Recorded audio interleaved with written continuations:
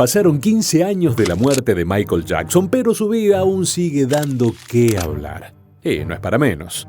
Nos referimos a uno de los mayores íconos de la cultura mundial y un hombre cuya obra ha dado tanto que hablar como sus escándalos personales.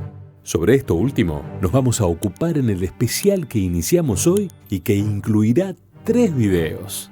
Empezaremos repasando los detalles ocultos de la primera denuncia contra el rey del pop, que tuvo lugar en 1993 y desató una avalancha de acusaciones que hasta hoy dividen aguas.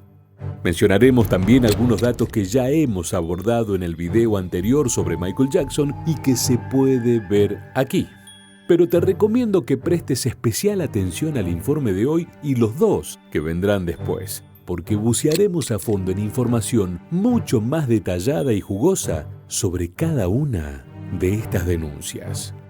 Hoy vamos a centrarnos en el caso de Jordan Chandler y puedes suscribirte al canal para no perderte las próximas entregas.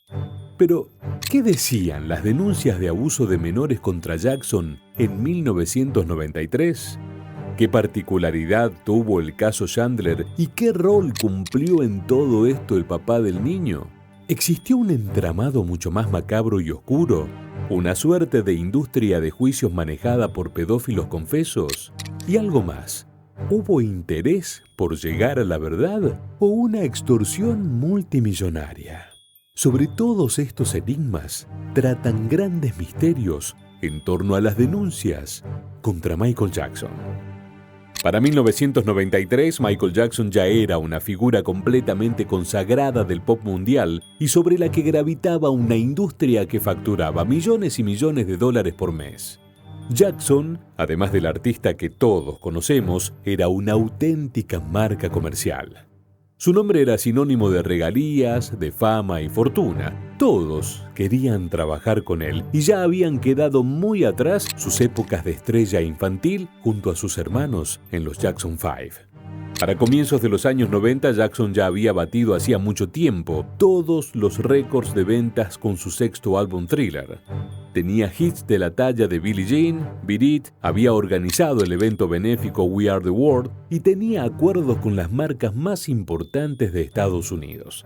Estaba claro que ya era una leyenda viva de la cultura popular y su sello marcaría a fuego la historia reciente.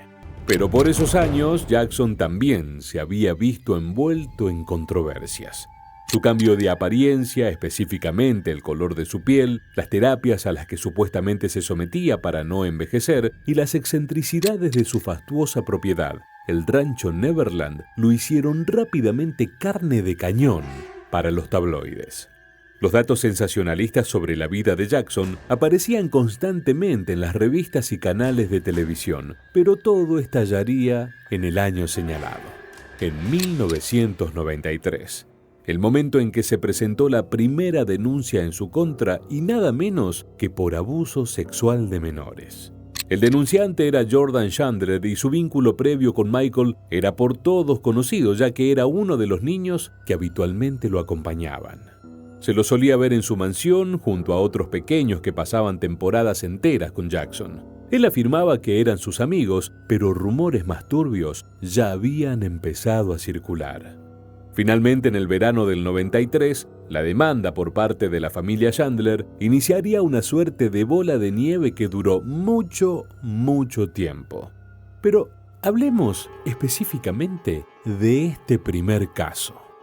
Además de Jordan, que en ese momento tenía 13 años, Michael Jackson era bastante cercano a su madre June.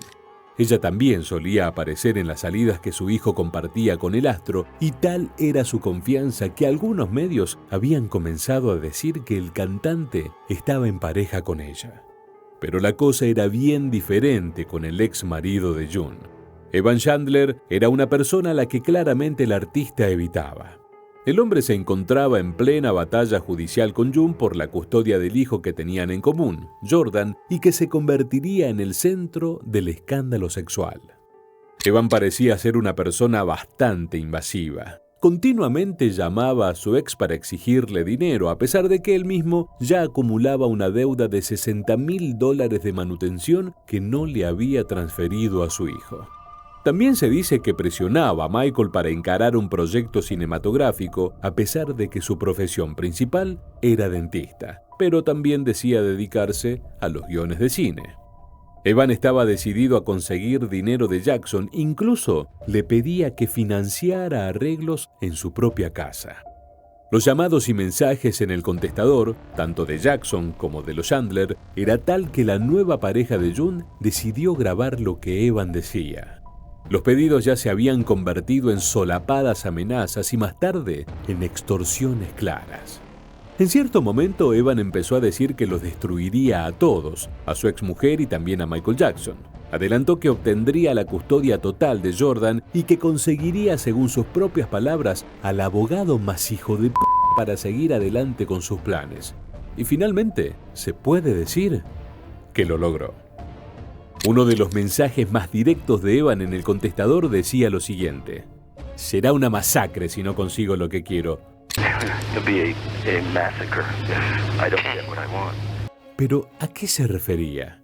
¿Qué era lo que tanto quería? Claramente, la cuestión giraba en torno al dinero. Evan era completamente consciente de las gigantescas finanzas de Michael Jackson y cómo ese dinero se multiplicaba con el correr de las horas. Conscientes de que las cosas realmente podrían irse de control, tanto June Chandler como Michael Jackson y sus abogados acordaron tener una reunión con Jordan para intentar arribar a un acuerdo. Dicho encuentro ocurrió efectivamente el 14 de agosto de 1993 y allí fue el primer momento en que Evan habló abiertamente de abusos sexuales. El hombre aseguraba que su hijo había sido sometido por el cantante, pero que estaba dispuesto a guardar silencio a cambio de una importante suma de dinero. ¿Cuánto? $20 millones. La situación ponía a Jackson y sus abogados ante una encrucijada, porque pagar ese dinero sería ceder ante la extorsión, pero no hacerlo podría abrir una caja de Pandora judicial que nadie sabía dónde podría terminar. Finalmente las partes acordaron y Evan obtuvo algo más que el dinero. Pudo tener parte de la custodia de Jordan y se estableció un régimen de visitas. Todo parecía haberse calmado y Jackson pensó que podría volver a enfocarse en su carrera sin aquella tormenta de escándalo que se había dibujado en el horizonte. Pero estaba equivocado. Apenas algunas semanas después de que todo se aquietara, ocurrió lo inesperado. Evan debía entregar a Jordan a su ex esposa, pero no lo hizo. De hecho, secuestró a su hijo y no contento con eso, hizo algo mucho más terrible. Como habíamos mencionado, Evan Chandler era dentista y por ese motivo tenía conocimiento y acceso a distintos tipos de analgésicos, medicamentos y anestesias. Se cree que de ese modo se le ocurrió un plan inquietante. Le suministró a su hijo una fuerte dosis de una droga conocida como pentotal sódico con el objetivo de que confesara los supuestos abusos de Michael. El pentotal sódico tiene varios nombres diferentes en cada país, pero básicamente es una droga derivada del ácido barbitúrico cuya particularidad es que posee un efecto hipnótico en el paciente. Dosis altas de esta droga son usadas, por ejemplo, para las inyecciones letales que se aplican a los condenados a la pena capital en Estados Unidos. Pero en pequeñas dosis ha sido usado para todo tipo de experimentos por demás polémicos. Hace tiempo, en el ámbito de la psiquiatría y la CIA, se lo llegó a utilizar como suero de la verdad. Se supone que la depresión que produce en ciertas áreas del cerebro hacen que el paciente no sea capaz de mentir. Pero quedó demostrado que tampoco garantizan que diga la verdad y por el contrario, hunden a la persona en un total estado de vulnerabilidad y así es más fácil manipularlos. Pero volvamos a la escena de Evan Chandler administrándole esta droga a su hijo. La situación de desprotección del menor, cuyo padre además lo tenía retenido, sumaba más y más capas de abuso. Pero el punto de Evan era sostener por todos los medios la demanda que estaba dispuesto a llevar adelante contra Jackson. Muchos sostienen que a través del pentotal logró la denuncia que buscaba, y allí comenzó el largo raid judicial que pondría a Michael en el centro de una hoguera mediática. La noticia no tardó en expandirse por el mundo como un reguero de pólvora en los medios. El máximo exponente vivo de la música estaba siendo acusado del peor de los delitos y el tema monopolizó a partir de ese momento todos los medios de comunicación. Michael Jackson, Michael Jackson, Michael Jackson, Michael Jackson, Michael Jackson, Michael Jackson, Michael Jackson, Michael Jackson, Michael Jackson, Michael Jackson, Michael Jackson. Michael Jackson. La primera reacción de Jackson fue interponer una demanda en contra de Chandler padre por extorsión, pero debía tomar una decisión mucho más profunda a nivel laboral. En pleno éxito, pero acorralado por la denuncia, puso en pausa su carrera. Esto significaba que cientos de acuerdos comerciales caerían en poco tiempo y no solo dejaría de ganar dinero, sino que encararía serios problemas por contratos incumplidos y lucro cesante. Pero ningún escándalo alcanzaría lo que tenía por delante con la denuncia de abuso sexual a Jordan. Comenzó entonces un derrotero judicial bastante complejo y que daría lugar a una cuestión que se ha repetido 1 y 1000 veces, pero que encierra un error. ¿Michael Jackson le pagó a los Chandler para obtener su silencio y no ir a juicio? Varios especialistas en temas judiciales de Estados Unidos han aclarado que las cosas fueron bastante diferentes. Ocurre que la demanda corría por 2 vías, la civil y la penal. Esta última era la que podía significar una pena de prisión para Jackson en caso de que fuera encontrado culpable. Pero el cantante y especialmente su equipo de abogados estaban convencidos de que no existía una sola prueba concreta en su contra y que allí quedaría expuesto del todo el engaño. A lo largo de 8 meses se dio una puja entre las dos partes. Los Chandler querían que primero se llevase a cabo el proceso civil porque por esa vía podrían conseguir dinero.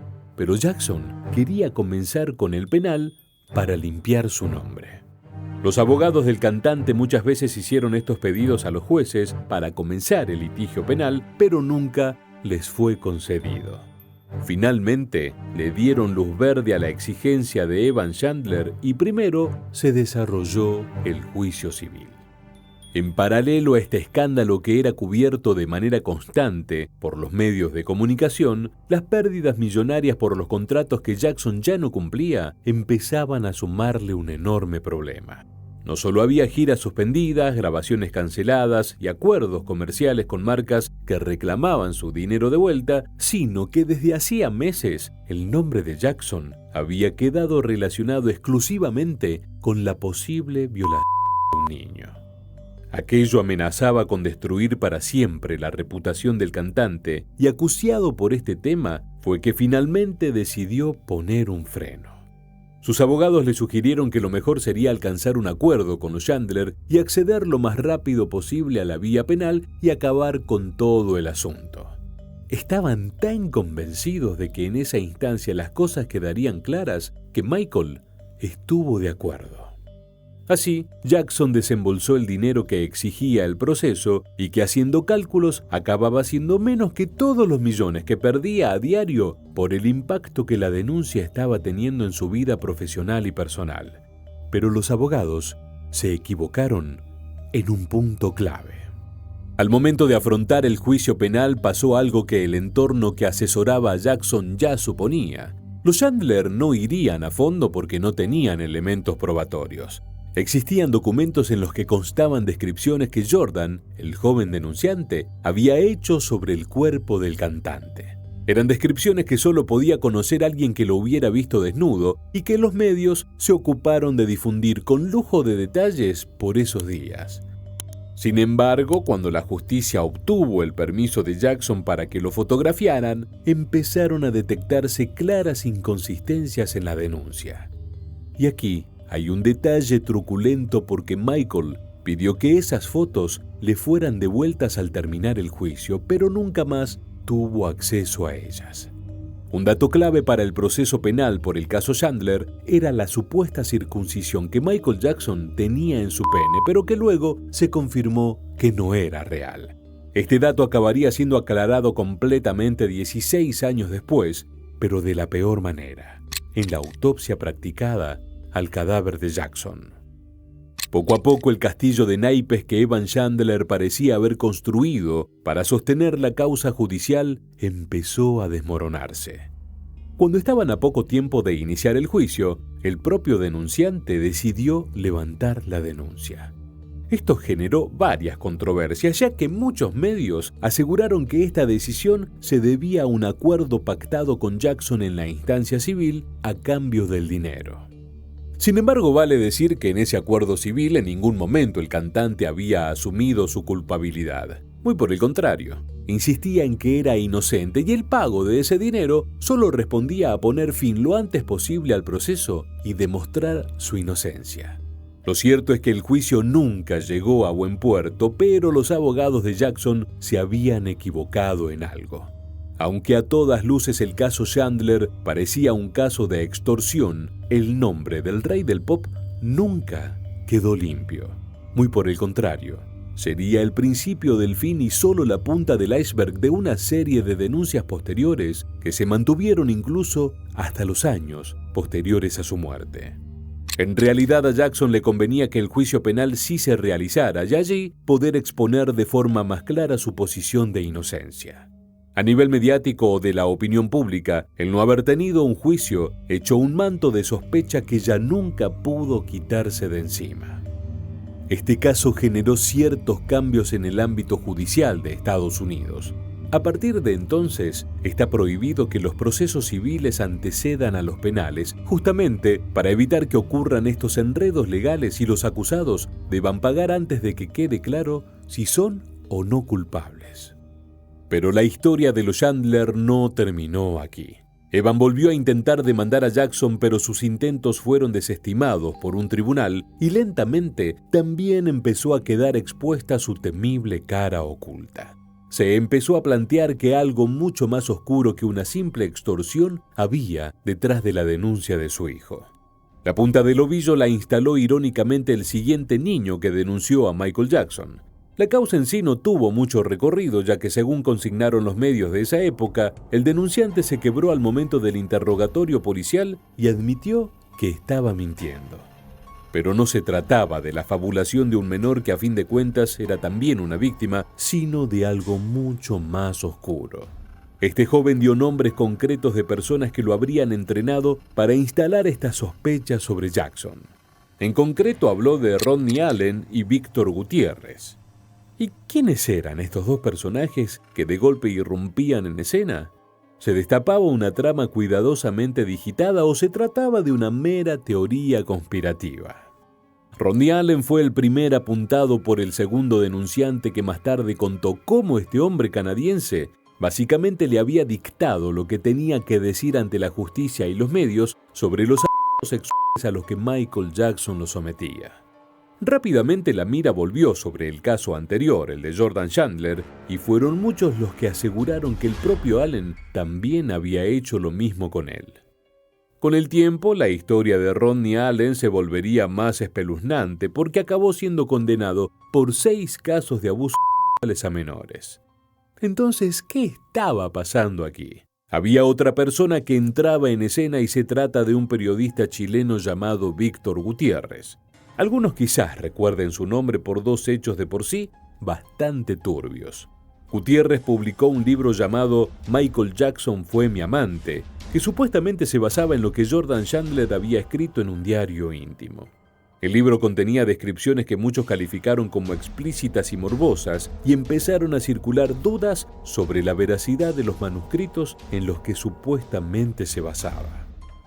¿Tiene alguna prueba concreta? Porque me imagino que para poder hacer un libro no solo basta con habernos dicho nosotros que encontró mágicamente la llave en un pajar, la llave de esta caja de fondo. Claro, uno de los materiales principales que estamos publicando aquí. ¿En este libro se publica? Publicamos hasta los calzoncillos del niño que le gustaba, si lo puedes ver ahí tú, pantalla lo podemos ver, hasta los calzoncillos que Michael Jackson adoraba del niño, el baño donde ocurrieron los encuentros sexuales, la cama del niño y también el documento privado del niño donde cuenta todo lo que pasó sobre sus masturbaciones, los juegos eróticos, absolutamente lo más desagradable que se nos puede ver a la vista, la nota del niño que se quiso suicidar, absolutamente todo. El diario de vida está... ¿Este es un dibujo hecho por el niño? Hecho por el niño que quería suicidarse. Ahora el padre comete un gran error, le manda esta carta a su abogado y le dice simplemente, en este párrafo de aquí Pedro, le dice específicamente, negociemos todo lo que podamos antes de ir a la policía. Y si no hay negociaciones, si no nos dan el dinero, demandémoslo por abuso. sexual de mi hijo. Y el diario lo tengo aquí en mis manos con letra y puño del padre, por lo cual... Víctor, en toda esta historia... Pero, ¿qué clase de persona podría inventar el discurso de un niño abusado? La situación era por demás desagradable y todo se potenció cuando se conoció que el propio Jordan Chandler había negado tajantemente la autoría de esos pasajes que Gutiérrez decía estar reproduciendo textualmente. Michael Jackson, por su parte, también interpuso una demanda contra el periodista. Más cosas terribles saldrían a la luz. Trascendió que en 1968 Gutiérrez había asistido a una de las reuniones de la organización de pedófilos NAMBLA, la sigla que en inglés significa algo así como Asociación Norteamericana de Amantes de los Niños. Es reconocida por proponer que se legalicen las relaciones entre adultos y niños. Aparentemente, en el retorcido círculo de seguidores de esta asociación, el vínculo cercano que públicamente mostraba Michael Jackson con los menores de edad podía servir para ir naturalizando la pedofilia. Pero para ello, era necesario que se pusiera sobre la mesa la versión de que el rey del pop no solo era amigo de los niños, sino que tenía un vínculo sexual con ellos. Este truculento plan habría salido a la luz en la declaración de aquel segundo denunciante, cuyo caso no prosperó en la justicia. Más tarde Gutiérrez terminaría siendo condenado, pero no por causas de abusos, sino por haber injuriado a una figura pública chilena, la ex Miss Universo Cecilia Bolocco. Ella había sido esposa del expresidente de Argentina, Carlos Saúl Menem, con quien también tuvo un hijo. En 2001, Gutiérrez había afirmado que Bolocco le había sido infiel a Menem con el escritor Paulo Coelho y fue demandado por una suma millonaria. La teoría que sostienen muchos internautas, periodistas y fanáticos de Michael Jackson que defienden su inocencia es que todo se trató de un plan finamente calculado para destruir la figura del cantante, cobrar enormes sumas de dinero y responder directamente a sectores que pretenden normalizar la pedofilia.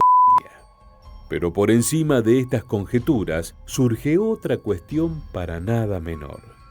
¿Qué fue de la vida de los Chandler? Con el correr de los años, el vínculo de por sí abusivo y tóxico entre Jordan y su padre Evan se fue deteriorando a alta velocidad. No pasó mucho tiempo desde la demanda contra Jackson para que Jordan decidiera denunciar a su propio padre. No hacía referencia estrictamente a la causa contra Jackson, sino a situaciones de extrema violencia de las que habría sido víctima a manos del hombre que debía protegerlo. Jordan pidió una orden de alejamiento contra Evan alegando que había amenazado con asesinarlo y que llegó a rociarlo con gas pimienta en el rostro, generándole una severa reacción. Jordan cortó todo vínculo con su papá y se dice que después de aquel escándalo no volvió a dirigirle la palabra. En cambio, es conocida la versión de que años después se puso en contacto telefónico con Michael Jackson para pedirle disculpas. Más allá de las versiones, rumores y trascendidos, lo cierto es que Jordan se esforzó por desaparecer del radar mediático y tratar de reanudar una vida más o menos normal y anónima. Quería estudiar, formar una familia y recuperar el tiempo perdido después de aquella gigantesca batalla judicial que había convertido su adolescencia en una especie de reality show. Le rehuyó a las cámaras y más allá de haber sido captado más de una vez por los paparazzis, intentó que no volvieran a fijarse en él. En 2005, cuando se realizó un nuevo y muy resonante juicio contra Jackson, del que pronto hablaremos, lo contactaron para que se presentara como testigo y contara su verdad. Pero él se negó. Algunos incluso afirman que se mostró muy molesto y pidió que no lo hostigaran nunca más con ese asunto.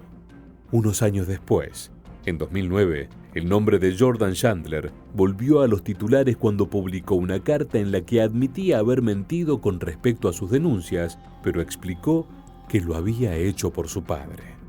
Ya podrán imaginar que la historia de Evan Chandler, el padre, no terminó bien, para nada bien. Primero fue detenido y condenado por el abuso sexual a una de sus pacientes en el consultorio odontológico. Según informaron los medios, la había drogado para abusar de ella. Este modus operandi a muchos les recordó lo que había hecho con su hijo cuando lo sometió al uso de barbitúricos para elaborar la demanda contra Jackson. Finalmente, en noviembre de 2009, y cuando aún la muerte de Michael Jackson era una noticia que seguía atrayendo la atención del público, se supo que Evan había muerto de un disparo en la cabeza. En la escena no encontraron una carta suicida, pero la investigación concluyó que él mismo se había quitado la vida. La poca familia que aún le quedaba afirmó que tenía un cuadro de depresión hacía muchos años y en cierta medida a nadie sorprendió este desenlace.